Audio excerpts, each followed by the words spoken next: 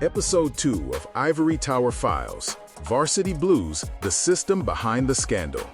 Before we begin, a quick note. This episode discusses publicly reported events involving universities, college admissions, athletic programs, and federal criminal investigations. The information presented here is based on news reporting, court records, institutional statements, and other publicly available sources. The purpose of this discussion is analysis, commentary, and education about how academic institutions operate. Nothing in this episode is legal advice, and no claims are made beyond what has been publicly reported. Files open, glass poured, let's talk academia. This is the Ivory Tower Files. Tonight I'm going with a Manhattan, and the choice is deliberate, because this is exactly the kind of story that calls for something a little bitter, something a little heavy, the kind of drink you pour when the conversation turns to how universities actually work instead of how they pretend to work. This is the kind of topic that usually comes up late, after the meeting is over, after the conference dinner is done, after everyone has stopped using institutional language and started talking like real people, and someone finally says out loud what everyone already knows, which is that the public version of higher education and the internal version of higher education are often not the same thing. When the Varsity Blues scandal broke in 2019, the reaction outside universities was shock, outrage, disbelief, endless television coverage about corruption and privilege, and the idea that something had gone terribly wrong inside elite admissions. The reaction inside universities was different. Not approval, not indifference, but something closer to recognition. Faculty meetings, hallway conversations, conference receptions, the same comment kept coming up in slightly different forms. And the comment was always some version of the same sentence. This is bad, but it isn't surprising. If you were working in higher education when this happened, think back to what people actually said around you. Did anyone really believe that admissions decisions at elite universities were purely about merit? Did anyone really think athletics had nothing to do with who got in? Did anyone really believe donor influence, legacy status, and recruiting pipelines didn't shape the process long before this scandal showed up on the front page? Put that in the comments, because I am genuinely curious how this looked where you were. And if you enjoy these kinds of conversations, make sure to like the video, subscribe to the channel, and turn on notifications, because every episode we open another file, and the deeper you go into the archive of higher education, the harder it becomes to believe the official story universities tell about themselves. The public version of the Varsity Blues case is simple. Wealthy parents paid money. A consultant arranged fraud. Coaches took bribes. Students got admitted. Prosecutors stepped in. People went to prison. End of story. But the version that people inside academia kept talking about was more complicated. Because what this scandal really exposed was not a broken system, but a system that already depended on exceptions, trust, hierarchy, and money in ways that most people outside universities never see. At the center of the entire operation was William Rick Singer, a college admissions consultant who built a business around helping families get their children into elite universities. That part alone is not unusual. Admissions consulting is a huge industry, and universities know it, parents know it, and faculty know it, even if nobody likes to talk about it publicly. What made Singer different was not that he offered advice, but that he promised certainty. And certainty is the one thing elite admissions is supposed to avoid. According to federal investigators, Singer ran a scheme that collected millions of dollars from parents who wanted guaranteed admission, not tutoring, not coaching, not guidance, but an outcome that could be controlled. Singer described the admissions process as having 3 doors. The front door was academic merit, the way universities say students get in. The back door was donations, the way universities insist does not influence admissions but somehow still exists. And the side door, the one Singer built his entire operation around, was athletics. The side door worked because athletic recruiting already operated on trust. Coaches recommend, admissions assumes the recommendation is legitimate, administrators assume the coach has verified everything, and the entire system depends on the idea that nobody inside the institution would abuse that authority. That assumption turned out to be wrong. Before we get into the celebrities, before we get into the arrests, before we get into the court cases, it is worth stopping for a moment to talk about athletics itself, because this part of the story makes much more sense if you understand how unusual the American system is. In the United States, universities are deeply tied to sports in a way that is rare in the rest of the world. In many countries, athletic development happens through clubs, professional academies, or national programs, and universities focus primarily on academics. In the United States, college sports became a massive enterprise, with teams representing institutions, alumni organizing around games, television contracts generating millions of dollars, and entire university identities built around athletic success. That structure did not happen by accident. It developed over time, and once it developed, it became financially and culturally powerful enough that universities had every reason to keep it exactly the way it was.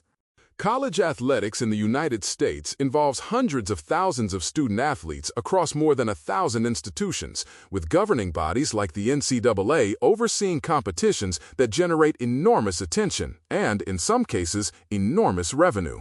Football and basketball dominate the headlines, but recruiting pipelines exist in dozens of sports, including rowing, sailing, lacrosse, golf, tennis, water polo, and crew. And those sports often play a very different role in admissions than people realize. In some cases, recruits in those sports are academically strong, full-pay students who make the institution money, rather than costing it money, which means that bringing them in can actually help the financial model of the university while also strengthening athletic programs and alumni engagement. Universities do not like to say this out loud because it conflicts with the idea that admissions is purely academic, but athletics is part of the institutional economy. Sports bring donors, donors bring buildings, buildings bring prestige, prestige brings applications, and applications drive rankings. Once you understand that cycle, the idea that athletic recruiting might influence admissions decisions stops sounding shocking and starts sounding predictable. And that is the context in which Rick Singer found the side door. He did not invent the athletic pipeline. He did not create the trust between coaches and admissions offices. He did not invent the idea that certain applicants move through the system differently. What he did was figure out how to manipulate a structure that already existed. And once he figured that out, the rest of the scheme fell into place. The scandal became national news not because of the structure, but because of the people involved. When the first indictments were announced, the names that dominated the headlines were not admissions officers or assistant coaches. They were celebrities. Felicity Huffman, known to millions of viewers from Desperate Housewives, and Lori Loughlin, famous for her role as Aunt Becky on Full House and for years of television and film appearances, suddenly became the public face of a story about college admissions. Once that happened, the scandal moved from the education section to the front page, and once it reached the front page, the entire country started paying attention in a way that admissions controversies almost never receive. Huffman admitted to paying to have her daughter's SAT score fraudulently increased, using a testing scheme arranged by Singer that involved falsified disability accommodations and manipulated exam conditions. She pleaded guilty, served time in prison, paid fines, and completed community service. And although her sentence was relatively short, the reputational damage was permanent. Her career stalled, public appearances became rare, and her name became tied to the scandal in a way that no press release or apology could undo. Loughlin's case became even more visible, partly because of the amount of money involved and partly because of the details. She and her husband, fashion designer Massimo Giannulli, were accused of paying $500,000 to have their daughters presented as recruits for the University of Southern California rowing team, even though neither daughter had competed at the level required for recruitment. Photographs were staged to make it appear that the students were experienced athletes. Athletic profiles were fabricated, and the applications moved through the admissions process with the benefit of a recruiting designation that carried enormous weight. And this is where the story starts to shift from celebrity scandal to institutional story. Because once the details came out, the question was no longer just why parents would do this, the question became how the system allowed it to work. And that question leads directly to USC, to athletics, and to the people inside universities who had the authority to make the side door possible. The University of Southern California became the symbolic center of the Varsity Blues scandal, not because it was the only school involved, but because it represented almost every pressure point in modern American higher education at the same time. USC had spent decades building its reputation, moving from being seen as a regional private university into the category of highly selective, nationally visible institutions that compete for prestige, rankings, donors, and media attention. Its location in Los Angeles put it in constant proximity to the entertainment industry, professional sports, and wealthy families who cared deeply about status, visibility, and access. And that combination made admission to USC more than just an academic decision. For many families, especially families connected to Hollywood, business, or professional networks, getting into USC meant belonging to a certain social world. And once admission becomes a symbol of identity instead of just an educational opportunity, the pressure to control the outcome increases dramatically. At the same time, USC had strong athletic programs, and like many large universities in the United States, those programs were not just extracurricular activities. They were part of the institution's public image, part of its fundraising strategy, and part of its relationship with alumni.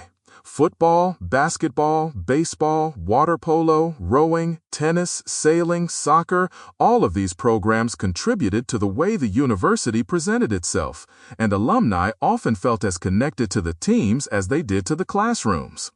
That connection is important financially because alumni who feel invested in athletics are often more willing to donate, and donations matter to universities in ways that mission statements never fully explain. When people ask why schools care so much about sports, the answer is not complicated.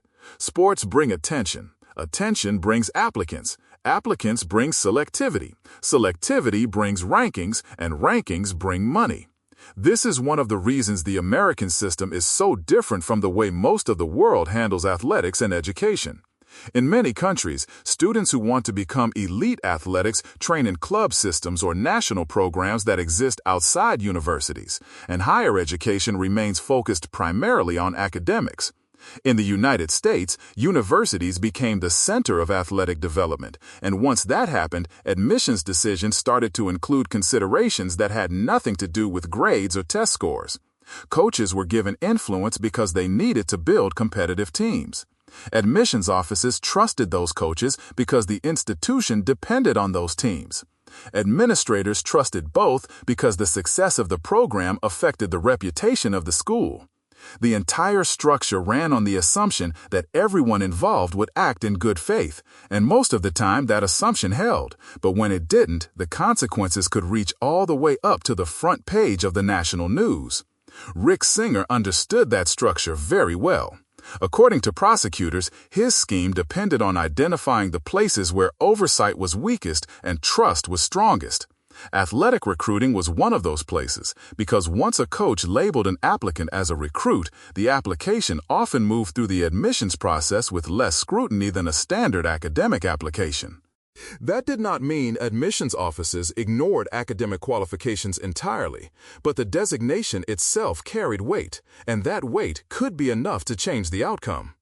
Singer arranged for students to be presented as recruits in sports they had never seriously played, and in some cases, the fabrication went as far as staged photographs, falsified statistics, and payments to athletic department staff who were willing to look the other way.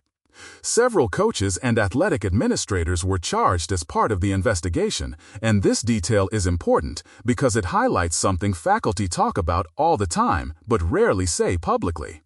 Inside universities, athletics often operates with a level of autonomy that academic departments do not have. Coaches recruit, manage budgets, maintain relationships with donors, and report through administrative structures that can be very different from the structures that govern faculty. That separation exists for practical reasons, but it also means that when something goes wrong, the people who notice first are not always the people who have the authority to stop it. In the Varsity Blues case, the fraud did not come from the admissions office deciding to sell seats. It came from individuals inside athletic programs who had the power to recommend applicants, and from a system that assumed those recommendations were honest. The involvement of celebrities made the story impossible to ignore, but the impact went far beyond the parents who were charged. One of the most uncomfortable parts of the scandal involved the students themselves, because even when the students were not criminally charged, the consequences followed them anyway. Universities rescinded admissions offers, students who had already enrolled were expelled, and in some cases, the public exposure alone was enough to permanently attach their names to the case. Even when families insisted that the students did not know what their parents had done, the reputational damage did not disappear. Being associated with the scandal became part of their academic record in a way that could not be erased, and that kind of stigma can affect graduate school applications, job opportunities, and professional relationships for years. It is easy to focus on the celebrity parents because they were famous before the scandal, but the long-term consequences for the students may have been just as significant, even if less visible. Losing admission to a selective university is not just losing a place in a class. For some families, it means losing a plan, losing a network, losing a sense of identity that had been built around the expectation of belonging to a certain institution. When that disappears in public under the label of fraud, the impact can follow someone long after the legal case is over. Universities also face their own reputational damage because the scandal raised questions about whether admissions decisions were really as objective as schools claimed. Institutions issued statements, promised reforms, reviewed policies, and tightened procedures, but the underlying structure did not change as much as the headlines suggested. And that is where the conversation inside academia usually becomes more cynical, because once the court cases ended and the sentences were handed down, the question faculty kept asking was not how the scandal happened, but whether anything had actually changed. Athletic recruiting still exists, donor influence still exists, legacy admissions still exists. Universities still compete for rankings, visibility, and prestige, and those pressures still shape decisions in ways that are not always visible to the public. The Varsity Blues case did not invent those pressures, it exposed them, and once they were exposed, it became harder to pretend they were not there. If you were working at a university when this story broke, think about what people really said when the cameras were off. Did anyone argue that athletics should have less influence on admissions? Did anyone suggest separating sports from universities entirely, the way many other countries do? Or did the conversation quietly move on once the headlines faded and the next crisis took over? Put that in the comments, because the answers are probably more honest than anything that appeared in official statements. And those answers say a lot about what higher education actually values. The Manhattan is almost gone at this point, which feels appropriate, because this is the part of the conversation where people stop talking about the scandal itself and start talking about the system that made it possible. Universities say they are about academics, but athletics brings money, donors, and attention. And once those things become part of the equation, admissions stops being a purely academic process, whether anyone wants to admit it or not. The Varsity Blues scandal did not prove that universities were corrupt. It proved that universities are complicated, and sometimes the parts that bring the most prestige are the same parts that create the most pressure to bend the rules. So here is the question I want to leave you with tonight. When you hear about a scandal like this, do you think the problem is a few dishonest people, or do you think the problem is a system that already depends on exceptions to keep running? Should athletics have this much influence over who gets admitted to a university that claims to be about scholarship? And if universities really wanted admissions to be purely academic, would they be willing to give up the money, the donors, and the attention that sports bring? Let me know what you think, because these conversations are the reason this series exists, and the comments often shape what file we open next. If you found this discussion useful, make sure to like the video, subscribe to the channel, and turn on notifications, because there are a lot more stories in the archive, and most of them make just as much sense once you stop looking at the brochure version of higher education and start looking at the real one. That's the file for tonight. Finish your drink. Files closed. Glass empty. Next time, we stay with the idea of prestige and reputation, but we move away from admissions and into something else universities care about just as much, which is public image, celebrity scholars, and the risks that come with building an institutional brand around a single academic figure. Next file, Ibram X. Kendi, Boston University, and the politics of academic celebrity.